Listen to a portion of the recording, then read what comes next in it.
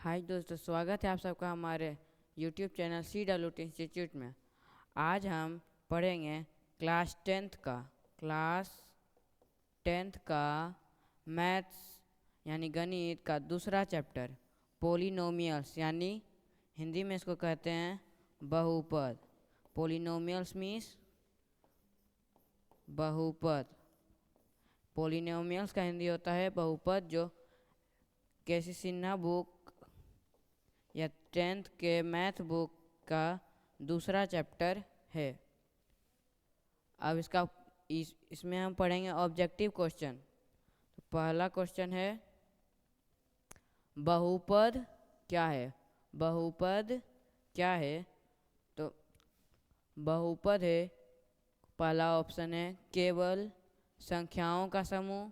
पहला ऑप्शन है केवल संख्याओं का समूह, यानी केवल संख्याओं का समूह है तो इसको कहता है, इसको हम सब कह सकते हैं गणित के अनुसार सरलीकरण।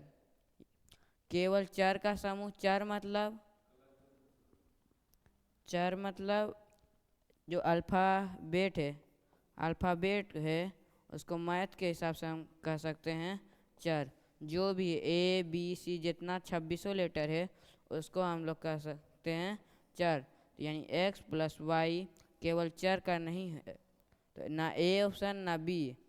चर व घात के रूप में व्यक्त बीजीय व्यंजक को ही बहुपद कहा जाता है। ऑप्शन नंबर सी, चर एवं घात के रूप में। चर एवं घात के रूप में व्यक्त बीजीय व्यंजक को बहुपद कहा जाता है। अगला क्वेश्चन 2 नंबर का बहुपद का ही है, x² + 3x + 1। इसमें देखिए ये एक चर है और अचर दोनों इसमें है, तो ये बहुपद है। किस प्रकार का बहुपद है? पहला ऑप्शन रैखिक, दूसरा द्विघात, तीसरा त्रिघात या स्थिर। तो इसमें होगा सबसे अधिकतम घात कौन है? 2। तो ये कौन सा समीकरण हुआ? कौन सा बहुपद? द्विघातीय बहुपद, द्विघात बहुपद। अगला क्वेश्चन है 3 नंबर, देखते हैं। 7x - 2। 7x - 2 एक रैखिक बहुपद है, द्विघात बहुपद, त्रिघात या स्थिर बहुपद है। तो इसमें कोई भी घात नहीं नजर आ रहा है, यानी x पे हम लिख सकते हैं 7x - 2। x पे लिख सकते हैं हम घात 1। तो घात जब 1 रहेगा तो उसको कहा जाएगा रैखिक बहुपद।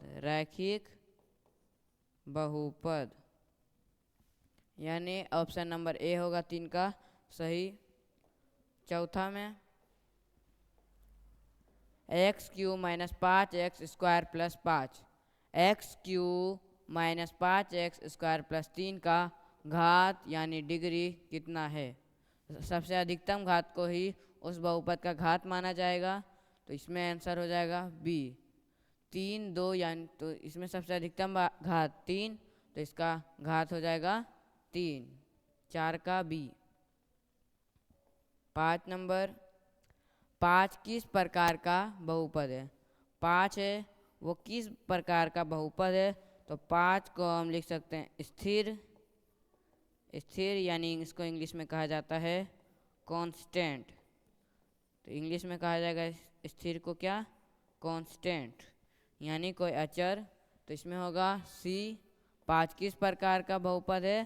तो स्थिर बहुपद यानी कांस्टेंट पोलिनोमियल्स है। अगला है 6 नंबर, 0 का घात क्या है? 0 का यानी जब भी कोई संख्या मान लेते हैं 8 है, तो इस पे अगर हम 0 रखें, तो इसका क्या होगा मान? 1। तो इसका मान क्या होगा? 1। तो कोई भी 0 का घात क्या होगा? 1, 6 का B. 7 number, 4x² 4x⁴ - 2x³। इसमें घात पूछ रहा है, तो घात कैसे होगा? तो सबसे अधिकतम घात कितना है? 4, 7 का बी 4,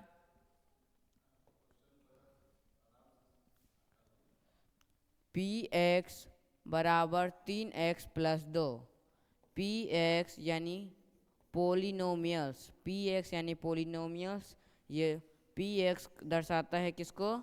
बहुपद को यानी पोलिनोमियल्स को।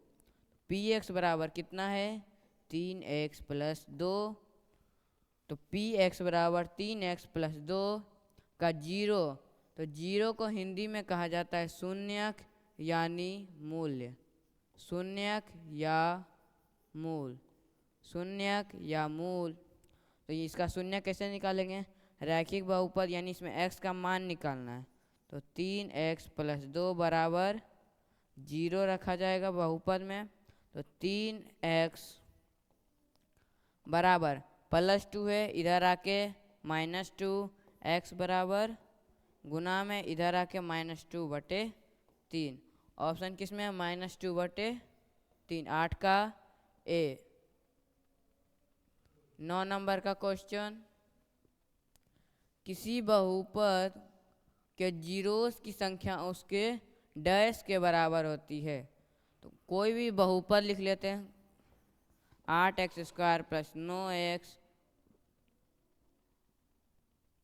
x² प्लस x प्लस 1 और x² प्लस 4x प्लस 4। तो इसमें देखेंगे इसका शून्यक निकलेगा कितना? 2। तो ये हम कैसे निकाले? इसका घात से। इसमें कितना घात? 2। यदि किसी का घात 3 तो उसका शून्यकों की संख्या कितना? 3। यदि घात 4 तो शून्यकों की संख्या भी 4, यानी तो उसके किसके बराबर रहता है? घात के बराबर। तो 9 का ऑप्शन होगा बी। अगला क्वेश्चन है 10 नंबर, x माइनस ए का बहुपद, जो बहुपद है उसका जीरो यानी शून्यक, इस मतलब शून्यक निकालना है x माइनस ए। तो शून्यक निकालने के लिए बराबर में क्या लिखेंगे? x माइनस ए बराबर 0, x बराबर माइनस ए है, इधर आके प्लस है। तो ई जो हो जाएगा ये हो जाएगा चर, और तो अगर ये चर है तो ये हो जाएगा, इसको माना गया है यहाँ पे अचर। तो इसको हम लिख सकते हैं x बराबर a, क्योंकि चर का मान अचर हो सकता है। तो x बराबर a किसमें है? c में। अगला क्वेश्चन देखते हैं 11 नंबर का। उससे पहले अगर आपको वीडियो अच्छी लगी रही है तो लाइक शेयर और सब्सक्राइब जरूर करें। 11 नंबर है, द्विघात बहुपद का अधिकतम घात, द्विघात बहुपद यानी दो घात वाला का दो घात वाले को ही कहा जाता है द्विघात बहुपद। तो उसका अधिकतम घात क्या माना जाएगा? 2। अगला क्वेश्चन 12 नंबर, रैखिक बहुपद का रूप है। इसमें देखिए 4 को बहुपद दिया हुआ है ऑप्शन में। चारों बहुपद में ये पहचानना है कि रैखिक बहुपद कौन है। तो यानी रैखिक बहुपद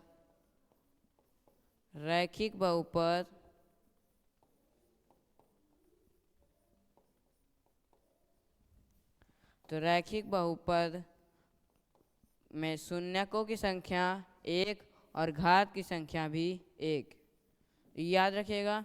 तो इसमें शून्यक तो नहीं दे ले, घात से पता लगाएंगे। तो घात कितना होना चाहिए? 1। घात होना चाहिए कितना? 1।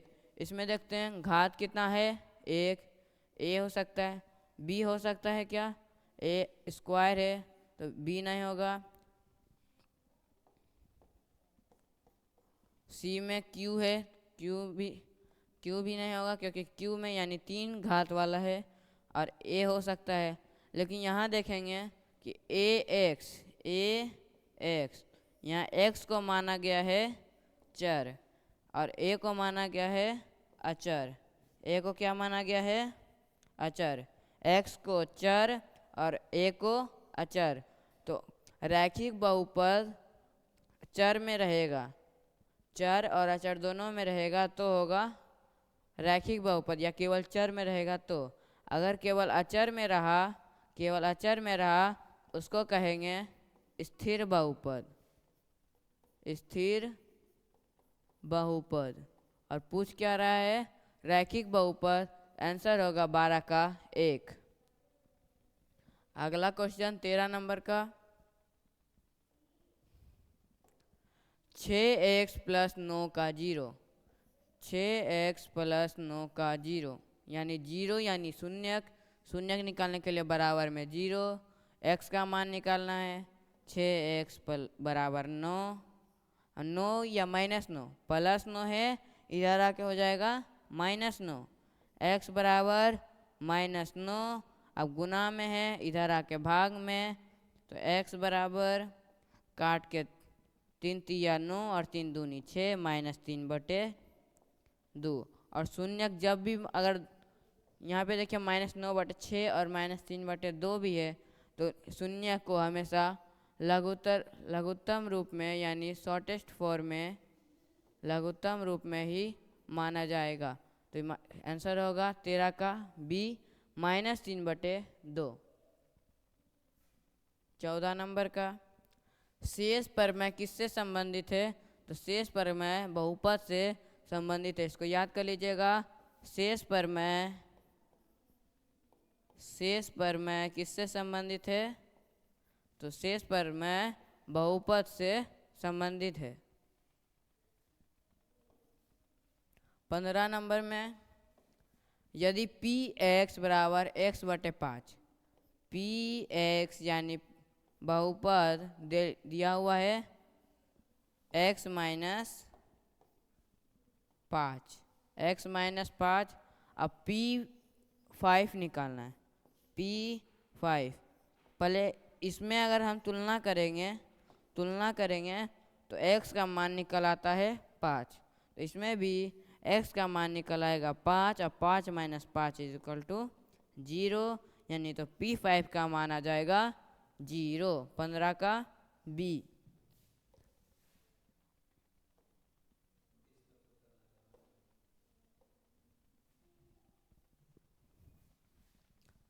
px बराबर x² - 4, x² - 4 बहुपद दिया हुआ है x² - 4, तो इसमें द्विघात बहुपद है और इसका निकालना है 0 यानी शून्यक। तो यहाँ पे s लिखा हुआ है क्योंकि इसका 2 घात है, तो यानी इसका शून्यक भी 2 होगा, इसलिए यहाँ पे बहुवचन यानी प्लुरल का यूज़ है। तो इसको ये 0 मत समझिएगा, शून्य नहीं समझना है, इसको ये है शून्यक। तो x² - 4 है, तो शून्य निकालने के लिए उसी तरह बराबर में 0, x² - 4 इधर आके +4, और स्क्वायर है, स्क्वायर का उल्टा रूट, तो स्क्वायर हटाएंगे तो आ जाएगा कितना, रूट।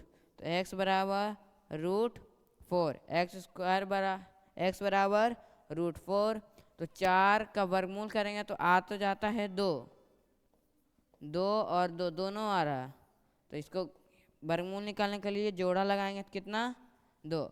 आ तो रहा है 2, लेकिन क्या 4 केवल 2 का वर्ग है, नहीं, -2 का भी स्क्वायर 4 है, तो इसका होगा +-2, यानी +2 भी और -2, यानी 2 और -2 दोनों, 16 का ए।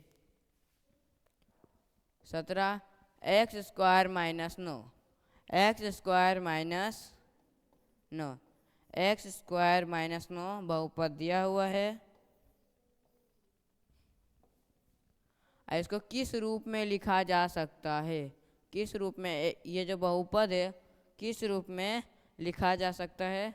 सबसे पहले यहाँ देखेंगे 2 बार लिखा हुआ है, सब ऑप्शन में देखेंगे 2 बार लिखा हुआ है, यानी इसमें है जो है 2 बार बदलना है। तो x², तो इसको 9 का क्या करेंगे, 9 को हम लिख सकते हैं 3 का वर्ग, तो x, अब इसको x का स्क्वायर बनाएंगे और यहाँ 3 का स्क्वायर, तो हम यहाँ बीजगणित के सूत्र यानी a² - b², a - b into a plus b. अब इस सूत्र में a का मान x, x माइनस बी का मान 3, x माइनस 3, फिर इसको ब्रैकेट में अब a का मान x और b का मान 3, अब बीच में प्लस, अब x minus 3 into x plus 3 यानी 17 का a। x बराबर 3 रखने पर यानी जो रखने पर px यानी इस बहुपद का मान, तो x बराबर क्या रखना है यहाँ पे 3, तो यहाँ भी 3, तो 3 दूनी 6 और प्लस 1 यानी आ गया 7, 18 का 7 यानी b। 19 number second last question होगा, यदि किसी बहुपद का घात 1 हो, बहुपद का घात 1 हो तो वह क्या है, रैखिक बहुपद, द्विघात बहुपद, त्रिघात या स्थिर। तो एक घात वाले बहुपद को कहा जाता है रैखिक बहुपद, रैखिक बहुपद, रैखिक बहुपद। तो हो गया 19 का ए।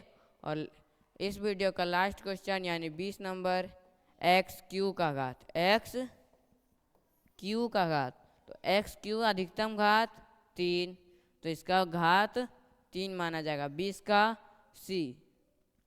तो आज का वीडियो यहीं तक रहने देते हैं, अगली बार हम करेंगे बहुपद का ही क्वेश्चन से 21 से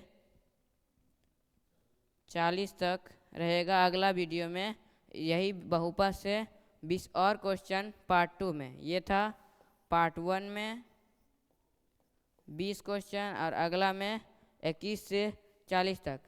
अगर वीडियो अच्छी लगी तो लाइक शेयर और सब्सक्राइब जरूर करें। धन्यवाद।